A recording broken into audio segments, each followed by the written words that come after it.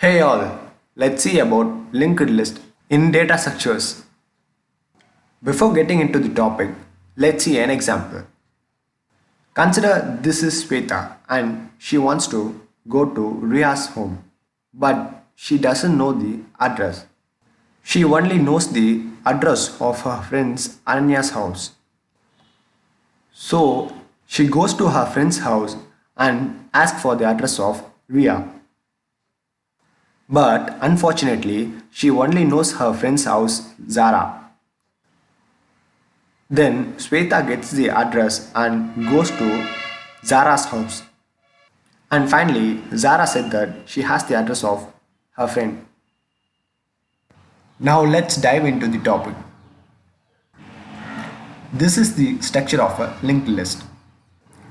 Look at this linked list.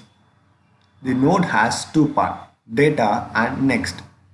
Consider that the node represents the house and the address represents the next node's location.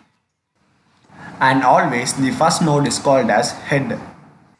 In first node, the 10 represents the data and the green part represents the address of the next node. Similarly, the next one. You can notice that the last node represents no address, which means it is the end of the list. It is called as null. Come, let's see the advantages of linked list. It is a dynamic data structure, which means you can add the new node wherever you want. The insertion and deletions are too easy. And finally, the memory is utilized efficiently. And the main disadvantage of linked list is that the traversing is too difficult.